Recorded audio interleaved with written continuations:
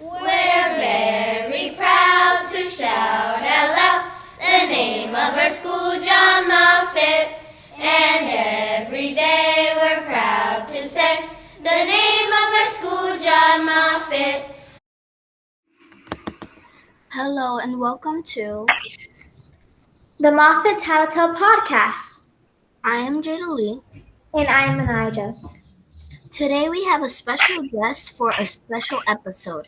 Our guest today is Dr. Nancy Peters, who works as the director of the Philadelphia STEM ecosystem. Welcome, Dr. Peter, and thank you for being part of Moffet Tattle. You're welcome. Can you tell our listeners a little about the STEM ecosystem? I sure can. So I work at the Philadelphia Education Fund, which has been in Philadelphia and doing lots of college access and STEM programs for many, many years. And about 5 years ago, we were appointed. You may want to mute your call when you're not talking, but you can hear me. Okay. So about 5 years ago, we were appointed as one of, at that time, 20 national STEM ecosystems. And now there are 94 national and international STEM ecosystems. And the ecosystem is just a large collection of what we call STEM stakeholders. So it's a way for teachers and government people and folks who work in colleges and nonprofits and lots of other businesses as well to connect with one another. So we've been running the STEM ecosystem for about 5 years, and last year we started something called the Pennsylvania statewide STEM ecosystem. And I'll tell you a little bit more about this when I go on. So why don't you go to your next question? Did you have to study anything specific in college or university for your career? That's a great question. So you've done a little bit of research on me. So you know that my bachelor's degree was in animal behavior.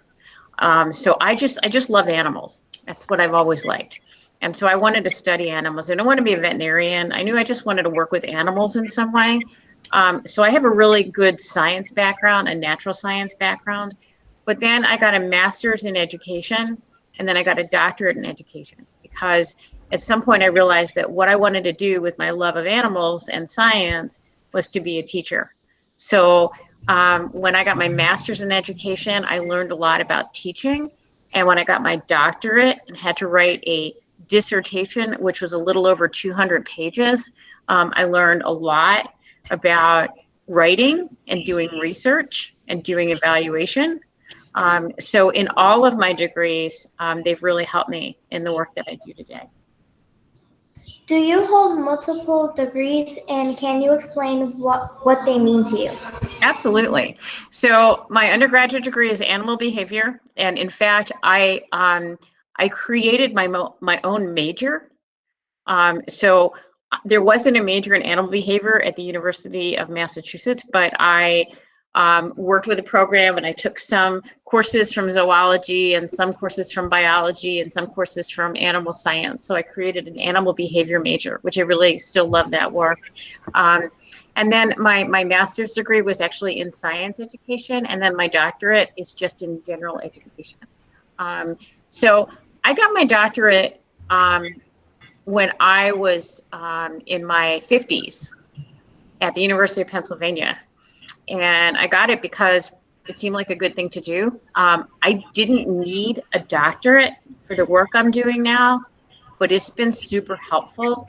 I love being called Dr. Peter, and it also helps me to work on grants and to write grant proposals and to write articles. And, it's just a really, really good degree to have. How did you get your start at the STEM ecosystem, and how long have you been working there? Well, so the STEM ecosystem is part of the McKinney Center for STEM Education. It's part of the Education Fund. So I've been working at the fund for 5 years, and I've been working on the STEM ecosystem for 5 years. And kind of like I said at the beginning, it was a very long answer to a short question. There are lots of STEM ecosystems all over the world now. There's 94 of them, and they're run by an organization called TIES out of Ohio. And the STEM ecosystems, we come together a lot. We talk to each other. We've created these collections of STEM ecosystems. And so it started because we were approached about getting a grant to start it, but then we just got really involved in it. And so we've been maintaining it.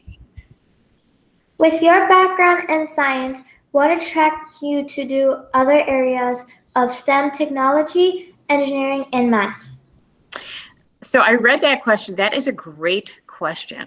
It's a great question. For 14 years, I worked at the Academy of Natural Sciences. So all I was doing was natural science, which is my love. But STEM, science, technology, engineering, math has become a really big deal. And more, all those disciplines are all mixed up together. So often when I'm teaching about natural science, I end up teaching about engineering, or we bring in technology. So for me, it was a natural thing to start to learn about them all, and also because each one of them is super important now for careers and academics. My favorite thing to teach about is still natural science, but I've developed an interest in the others. And this is just something for you guys too. I don't need to know everything.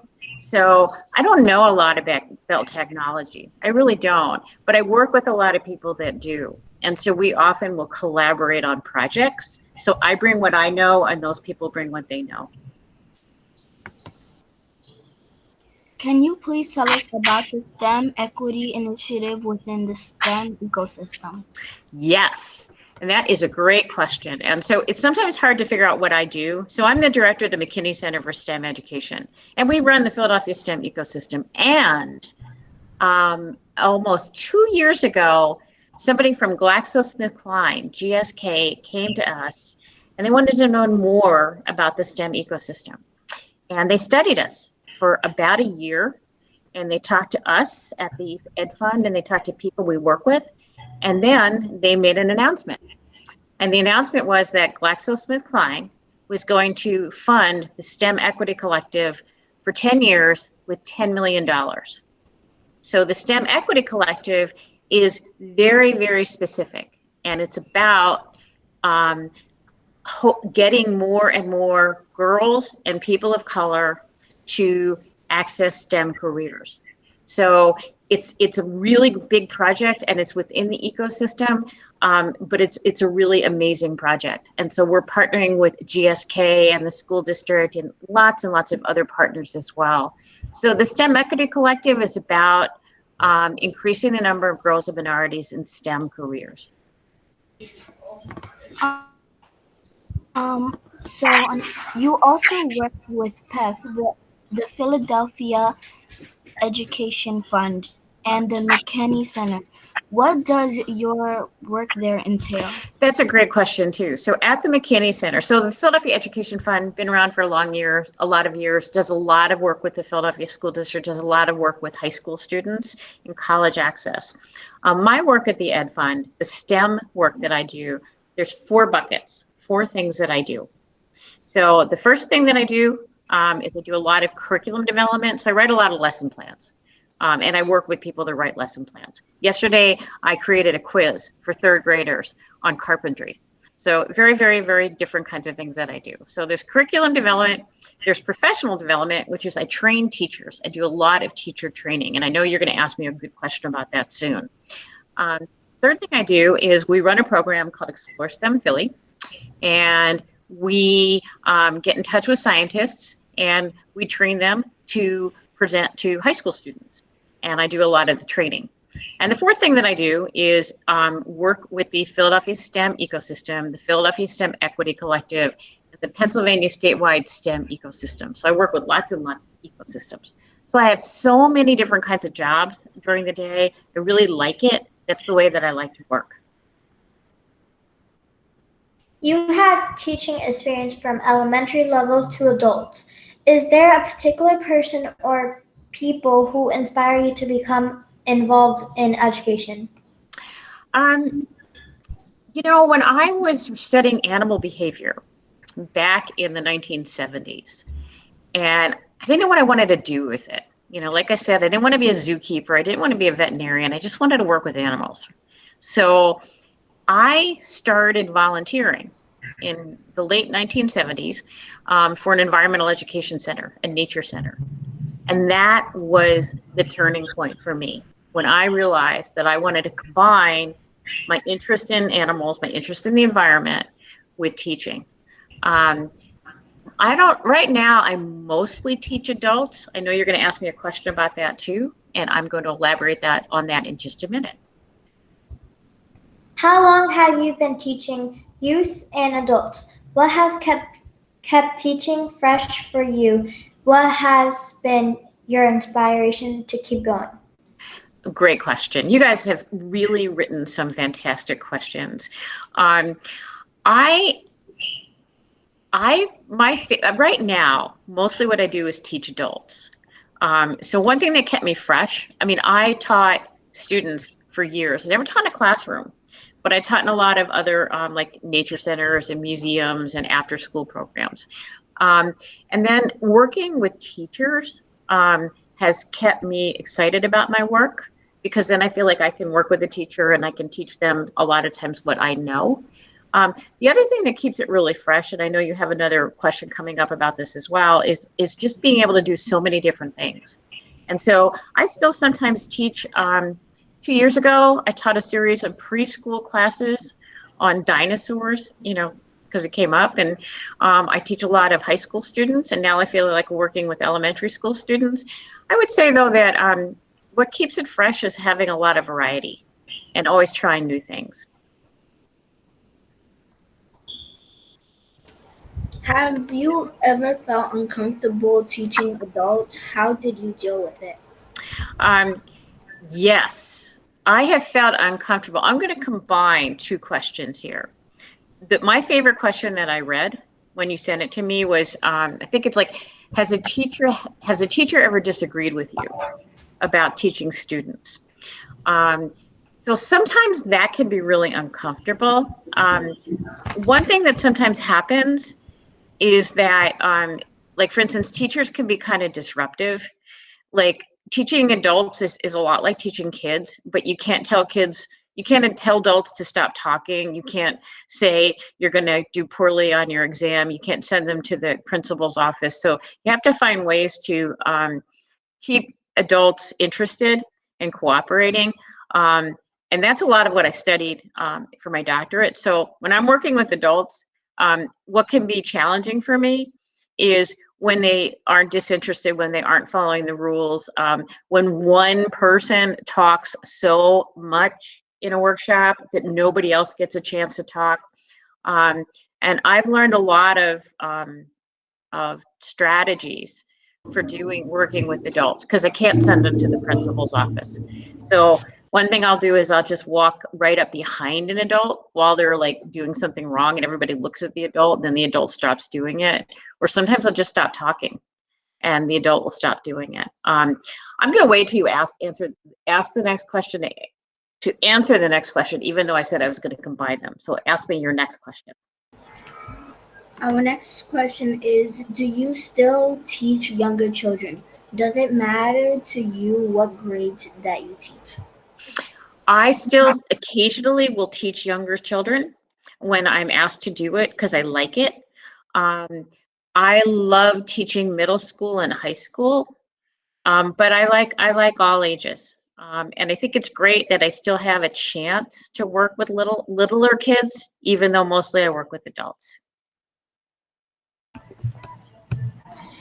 How does it feel to teach other adults? Is that in some ways more challenging? It's more challenging to teach adults sometimes because if they don't like what you're doing, they'll tell you.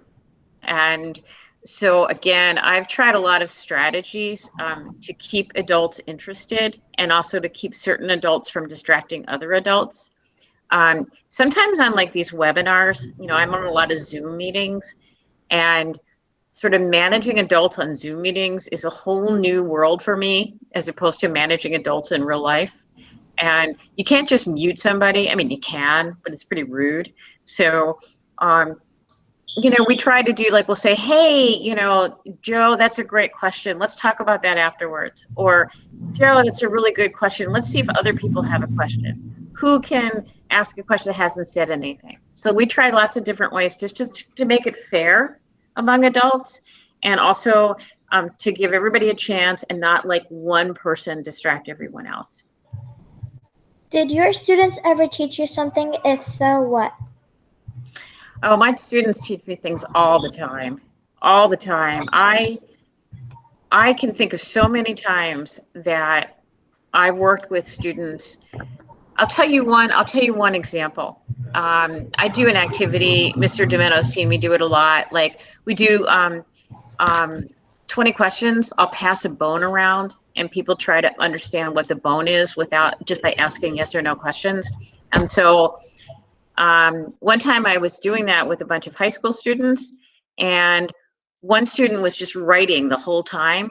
He was writing and writing and writing, and I didn't know what he was writing, and I thought he was just like not paying attention. But when it got to his turn to ask questions, he had written down everybody else's answers so that when it was his turn, he nailed it.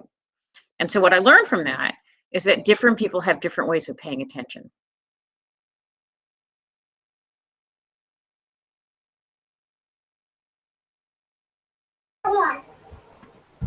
Describe the best experience you have had with a student or a comrade in science.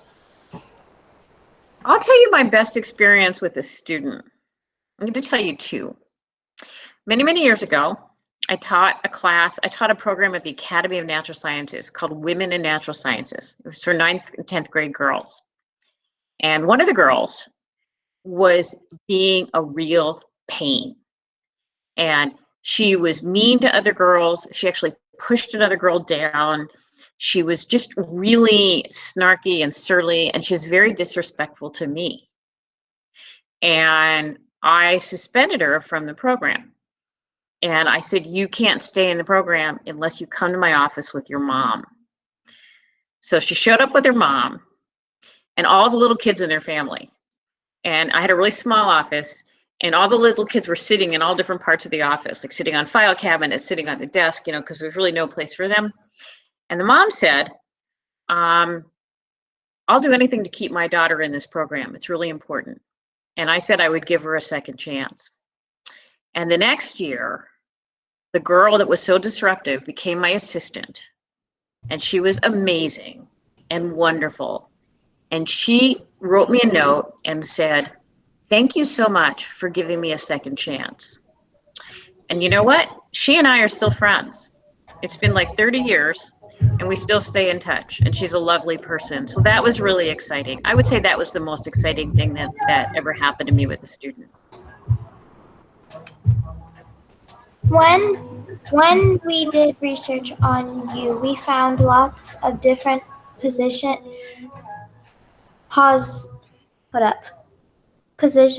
that you had and currently do have.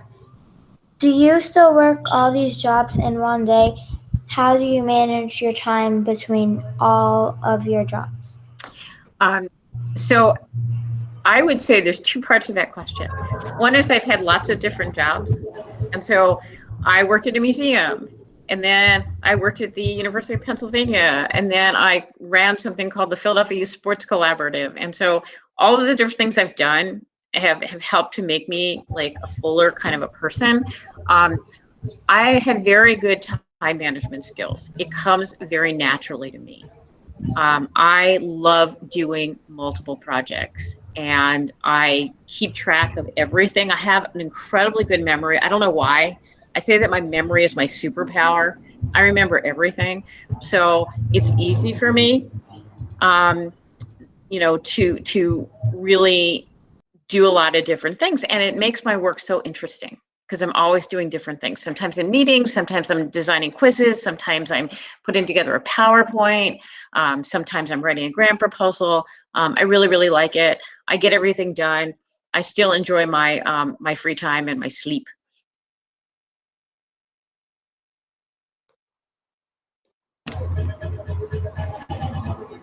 You have many interests. Did you ever consider another career, and how did you settle on science and education? So I worked at the Academy of Natural Sciences, and then I worked at Fairmount Park, and I was all doing science teaching. And then I did change careers. And for 15 years, I worked in after school, out of school time. I helped after school teachers. Um, and I still did a little bit of science, but I sort of switched my whole career. And it was a little scary because I thought if I change careers, like I'm not going to know as much as I did in my old career. And I'm not going to be as good as everybody else. But I was able to catch up pretty quickly. And then while I was also working at the University of Pennsylvania with another person, I started something called the Philadelphia Youth Sports Collaborative. So it's all about, programs that use sports with kids. And I didn't know that much about it, but I did that for 10 years. And now that program is really doing well. And then I came back to STEM. And the more that I tried different jobs, the more confidence I had that I could do more than one thing. So it's been science, I guess, was my first love, and I'm back in science, but it's been sort of a windy road to get there. Are you still involved in animal science? If so, in what ways? Well, you saw the cat walk across my keyboard, and I'm going to show you something else.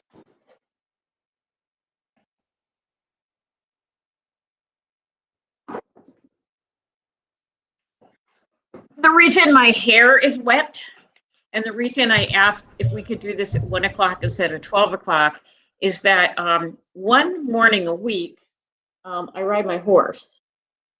And that's a book that I wrote 3 years ago about my horse, or about horses. So I have a horse.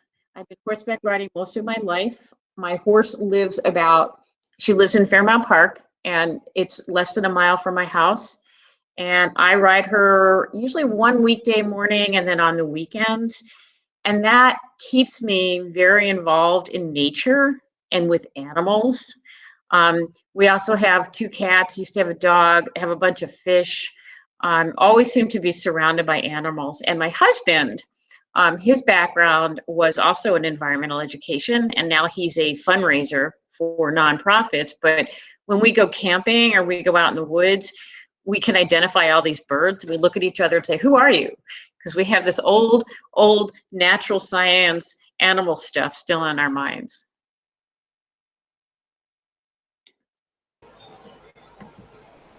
In our classes, we are learning how to overcome failures and disagreements amongst our partners. Can you tell our audience how we can respond to mistakes when working in science and STEM?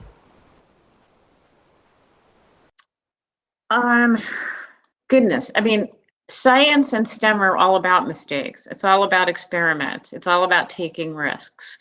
When the mistakes that I make more often are the mistakes in dealing with people.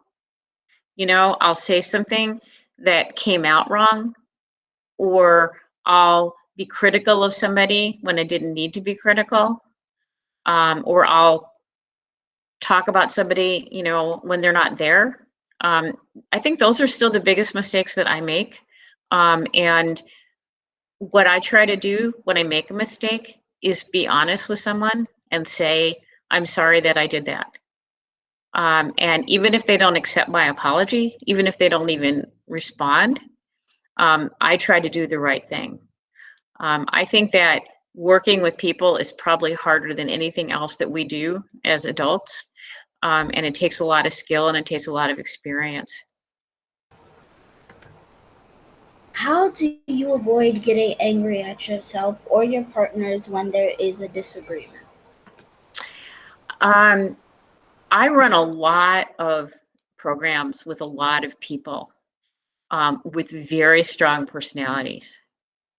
And there are two things that help me for that question. One of them is to pause. So I'm getting angry, take a break.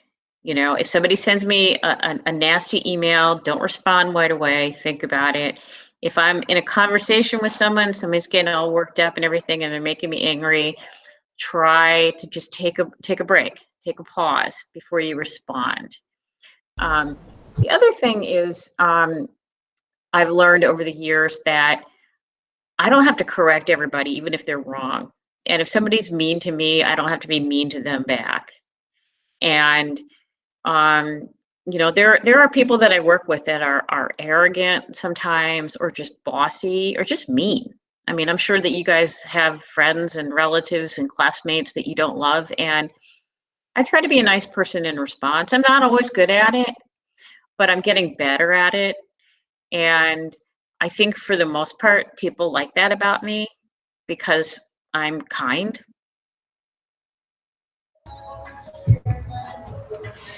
Have have teachers ever disagreed with you how to teach students? How did you handle it? So of all the questions you sent me, that was my favorite. Because I don't think anybody's ever asked me that before. So I was doing this bone activity with a bunch of teachers 2 years ago, and we were passing it along. And when finally somebody guessed the right answer, I gave them a bag of candy. Well, the teacher who didn't get the bag of candy was annoyed. And he said, "You're just teaching kids to be competitive. You're making something competitive. They have to compete. There's a winner. We don't need to have winners." So what I did was I paused. I didn't get all defensive and say, "Well, da da da da da da da." I thought about it. I made sure that he knew I was listening to him. I asked him to tell me more. And then I explained what I did, which was I always give out a big bag of candy that people share with everyone else. But I also don't think competition is always bad.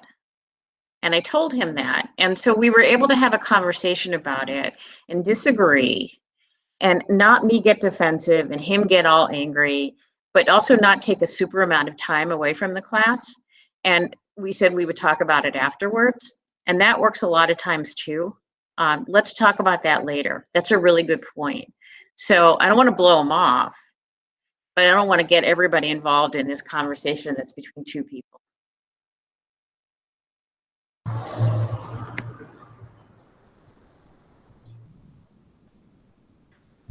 What can our listeners do to help? Wait.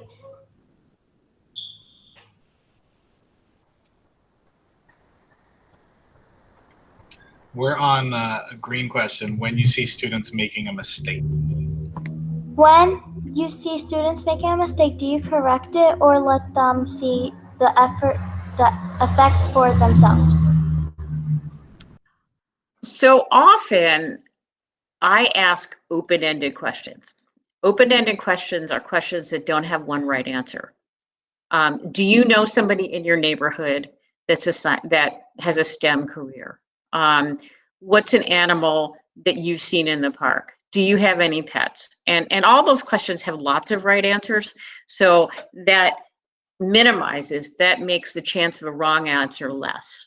But sometimes there are wrong answers. You know, if I'm holding up a dog skull and somebody says, "Is that a cat skull?" That's wrong. But there are nice ways to say that. You know, you're close. Cats and dogs both have the same kind of teeth. You know, so rather than just shutting down that question, sort of teasing it out a little bit, rather that answer, and getting the students to think about how to go from that answer to the correct answer. We have a few questions about climate change. What can our listeners do to help offset or reverse the effects of climate change? So I think the most important thing for your listeners and for you is to just keep getting a good education and learn about these things and learn about the different points of view. with climate change and learn about the science behind climate change. And then at a certain point, you can start to make decisions in your life. You can choose what kind of car to purchase, in terms of pollution. You can choose what you want to recycle, what kind of food you want to eat, where you want to shop, all things that sometimes more directly and some less directly impact the environment and impact climate change. And then part of, I think, knowing about science and understanding science issues is that when you're old enough to vote and there's a question about the environment or there's a question about climate, you'll have enough information to make a really good decision.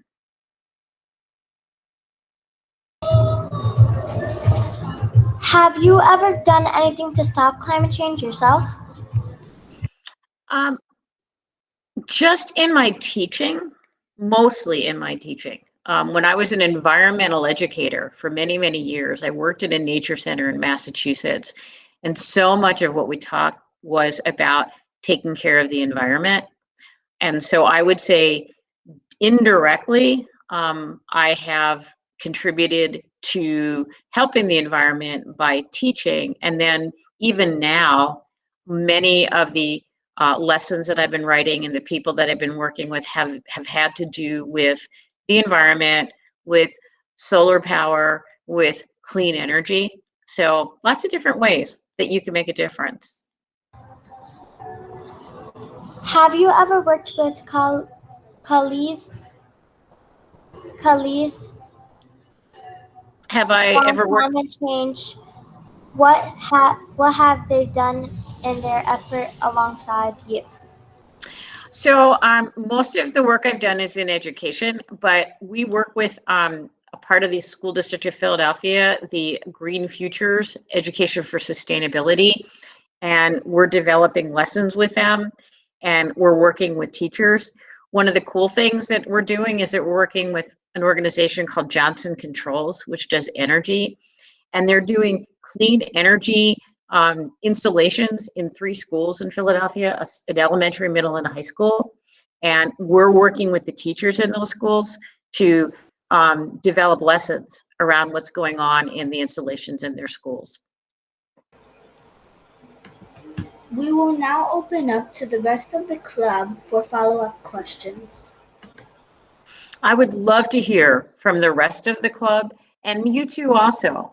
If there's anything that I said or talked about that interests you, I welcome you to ask me questions. Brandon? So just earlier you said that you would train scientists. Did this impact you, knowing that you made a difference for the future of our Earth? It does make a difference to me. It does make a difference to me. I think that, I work in a nonprofit and, my goal, I would say simply is to make the world a better place. And education is the way that I do that. But Brandon, you picked up on something that I didn't say a lot about. When I say trained scientists, so we identify all sorts of scientists, but they don't necessarily know how to work with kids.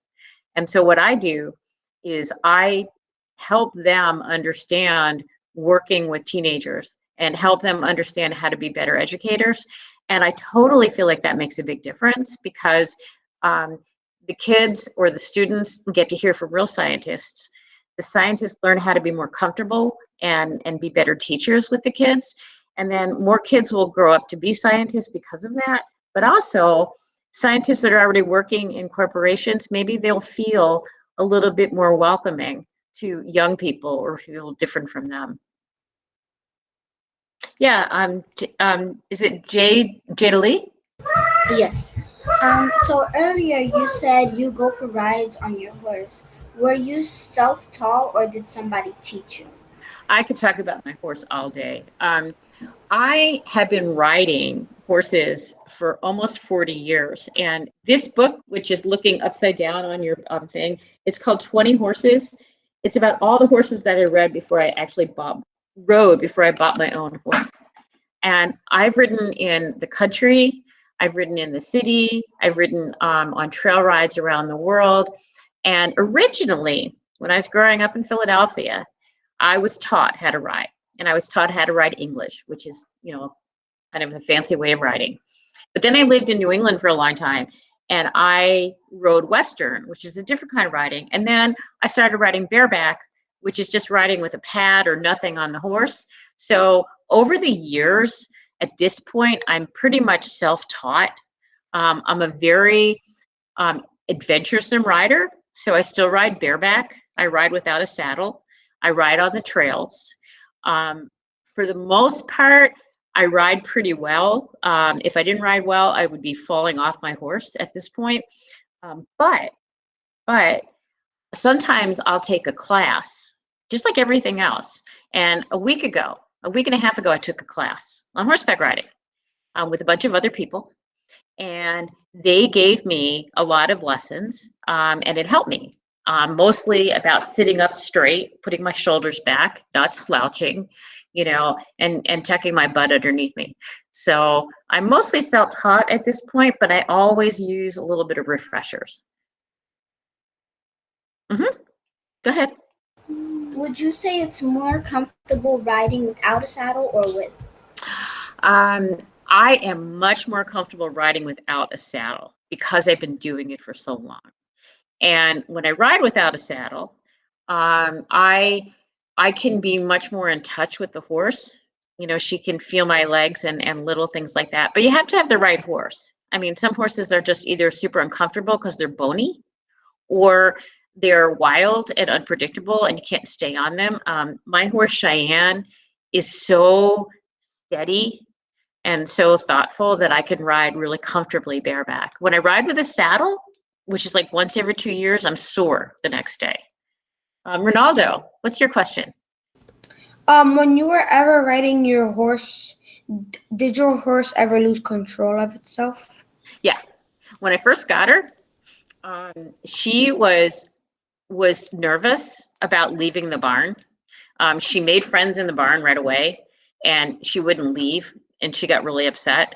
And so I was being really kind of stubborn, and I said, well, I'm going to ride her anyway, and I'm going to get her out there. So I took her out in the field, riding around. She took off. I couldn't control her. I fell off. And then I said, well, I'm going to ride her anyway. So I got back on her, and I rode her down onto Forbidden Drive. She heard another horse. She took off, and I fell off. So I fell off twice in one day when I first got her. I haven't fallen off of her since. But that taught me a lot. You asked me what my students teach me. My horse teaches me stuff every day. And she taught me to respect her moods. She taught me to take it easy, to take it slowly. I started just walking her, holding her, and taking her away from the barn so she'd be, confident and wouldn't be so nervous. I started hanging out in the pasture where she is with the other horses so I could be part of their herd. And now, like to this morning, I went out by myself. She was great. She was fine. She trusts me. I trust her.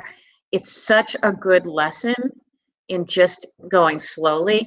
And I used to write an article for the paper on horses. I wrote a column every other week called Horses in the Park. And one of the articles I wrote was about why horseback riding is like teaching. And the reason I thought horseback riding is like teaching is that you get to the point, if you're a good teacher or a good horseback rider, where everything that you're doing looks effortless. You don't have to scream at students. You don't have to yank on your horse. You have such good communication and such good control, whether you're teaching or riding a horse, that it looks so easy. So that's a very long answer to your question. And yes, I've had lots and lots of other horseback riding accidents on other horses, but not on my horse. Her name is Cheyenne.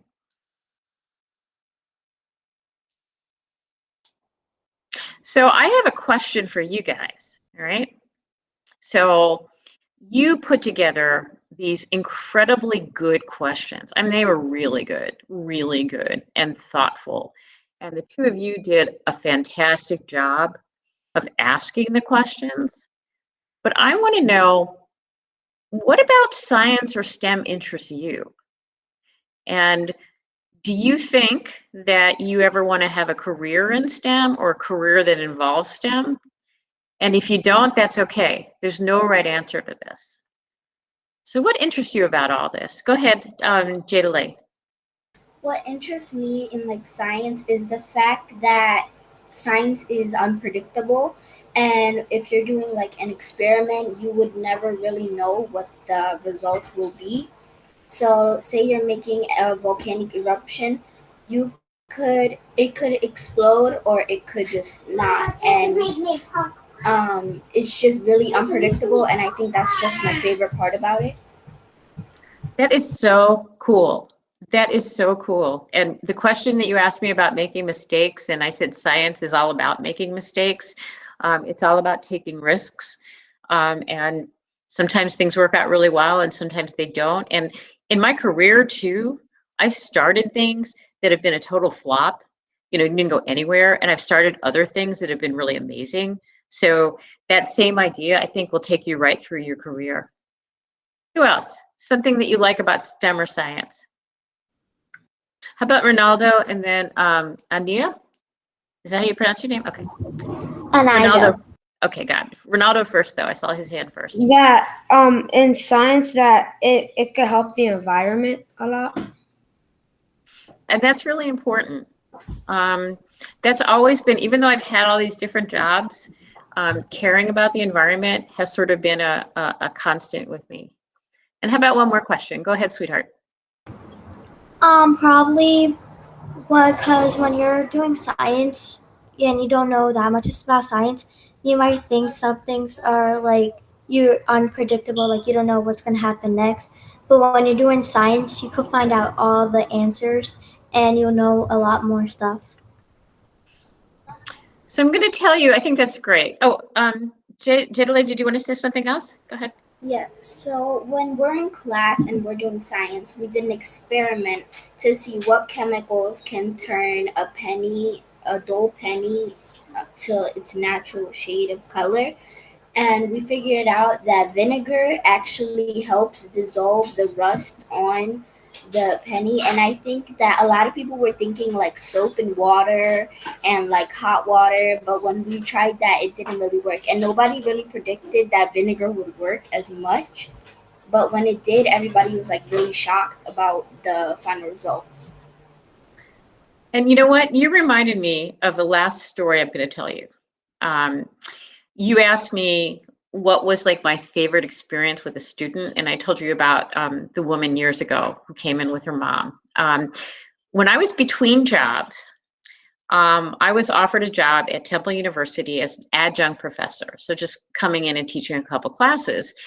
And I ended up teaching a class in the Fox School of Business. I don't know anything about business. But I was using somebody else's slides, and it was about creativity and innovation, and it was really cool. And one of my friends said to me when I was looking for a job, she said, "Don't just ask what you want to do next, ask what you want to try next." And that just reminded me of what you were saying about experiment. So I taught this class. I taught it for a year and a half. It was really fun. It was really challenging because I had to learn so much to be able to teach the students.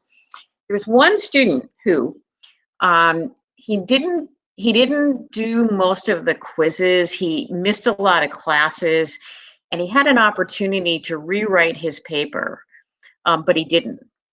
And so I averaged out all his marks, and he got a D+. And he saw the grade, and he said, "Can you do something about this?" He said, "If I get a D+ in this class, I won't graduate." And I thought about it, and I said, "Okay, I need you to," and I talked to somebody else about it. I said, "I need you to answer 3 questions for me." The first question is, what did you learn from this experience? And the second question is, what will you do with this information moving forward? And actually, I forget what the third question was, but I made him write me, why basically he had messed up in the class and what he learned from messing up in the class and what he could do differently moving forward. He wrote me a really great essay. He was very what we call self-reflective. He was really thoughtful. And he said, You know, I messed up, but I've learned a lot about time management. I've learned that I can't, like he was in a band and they were traveling and he said, I learned I can't do all this stuff. So I changed his grade to a C minus. He graduated. I was walking across campus like a year later and I hear somebody going, Dr. Peter, Dr. Peter, Dr. Peter. And he came up to me, he said, because of you changed my grade, I was able to graduate, and then I got into graduate school, and I'm here at Temple University in graduate school, and I wouldn't have been able to do that if you didn't give me a second chance. So that was really exciting for me too, and also that he remembered me and that he took the time to run up and tell me that it had worked for him. Not everybody gets a second chance, you know, and not everybody gives a second chance, but when you do and it works out, it's just so really wonderful. Anything to add before we close out, Mr. DiMeno? Sorry. I actually have questions if you have time. You've given us so much time, but can you tell, like, a few things? I can't believe we missed asking you about your book. Can you tell us what publishing was like and what that process was?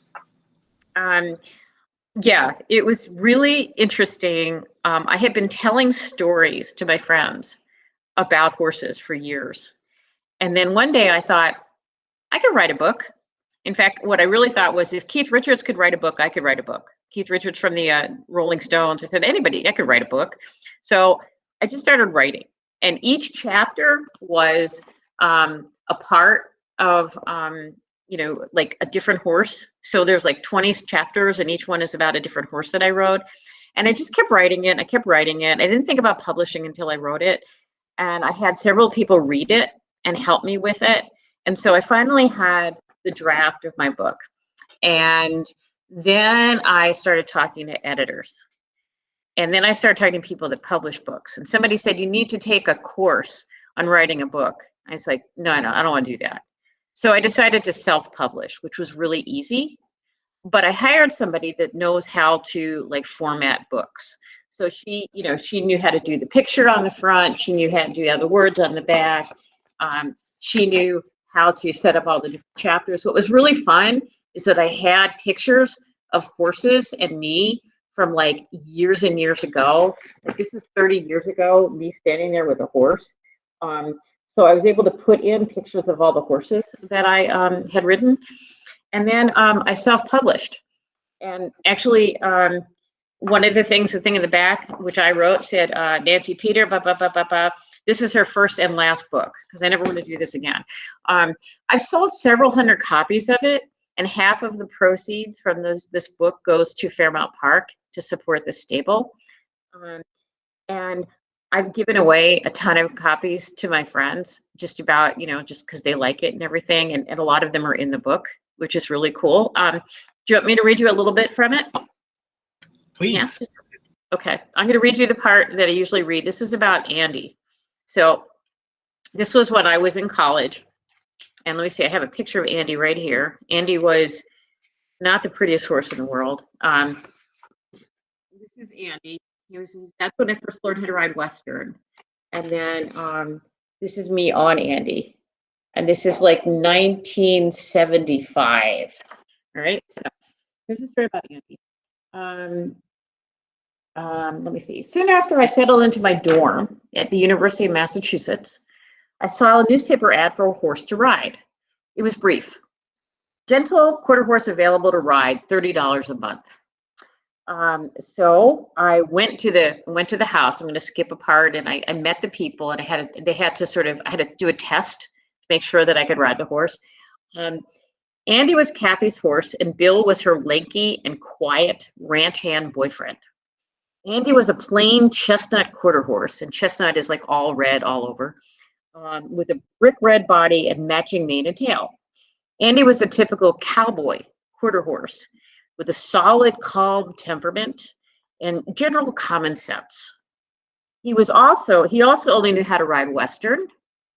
I had never ridden Western, so other than on our family vacation trail rides. So Bill and Kathy showed me how to adjust a Western saddle, cinch a Western girth, and put on a Western bridle, which goes around his face.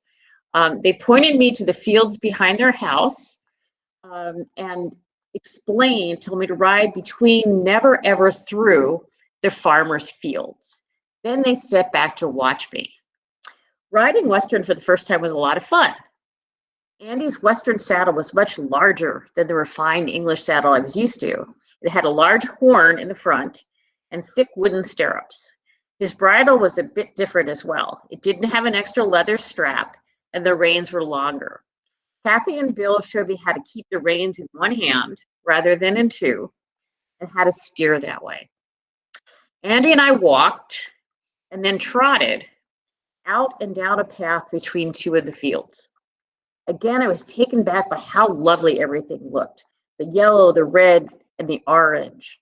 From my city background, the panorama looked like a miniature golf course. Everything was going well until Andy suddenly stopped, dropped, and rolled in one of the newly planted fields. Apparently, the fine, dusty soil was irresistible. I hopped off without a problem, but could not get Andy to stop rolling until he was completely covered in dirt. Eventually, he righted himself. He shook himself like a wet dog and waited for his next instructions. I may not have had a lot of riding experience or had a horse roll under me, but I knew this was really bad. For one thing, it showed that I was a terrible rider with zero control over my horse. It was hard on the saddle and not so great for the horse to roll around with a chunk of leather, metal, and wood tied to his back. But it was especially bad for the freshly planted field and for the delicate relationship between the hardworking farmer and the student neighbors. I was so humiliated. I felt completely incompetent. I knew that was the end of my relationship with Andy and with Kathy and Bill. I didn't bother to get back in the saddle, but sheepishly led Andy back to the barn. When I returned, and to my surprise, Kathy and Bill agreed to let me ride Andy that year, and we signed a contract. After I got to know her better, I asked Kathy why she let me ride her horse after I performed so miserably in my trial run. Kathy replied, "Right before you came over, Bill and I had a big fight. Bill watched Andy roll and said there was no way you should ride my horse. I was so mad at him that I decided to let you ride Andy just to spite him." So that was one of my very, very first riding experiences. I'll tell you one other thing. I love writing, WRITING. And when I was in college, my first year, I didn't know whether I wanted to study animals or whether I wanted to be a writer. And when I finally sat down and wrote that book, I was able to be a writer and an animal person. That was awesome. Well, this was great. And I hope I didn't bore you with all of my different stories. Yep. Okay. Okay, well, we are about out of time for this episode. Is there anywhere our audience can go to follow the STEM ecosystem, Philadelphia Education Fund, or any of your other work? Yep. There's a website for the Philadelphia Education Fund, and there's also a separate website for the Philadelphia STEM ecosystem. I have a Facebook page. The Philadelphia Education Fund has a Facebook page. And I believe that PEF also has a Twitter account, but I don't know very much about it. Thank you for being our guest today. We appreciate it. Come back anytime. I will. Well, and thank you all for having me. Well, that concludes of this episode of the Myra Tattletale podcast. See you all on another planet. Be sure to follow us on social media, John Moffet Elementary. Will do. And visit our site at philsd.org/Moffet to find out when the next episode of Moffet Tattletale goes. We always try to do our best for Moffett School tops all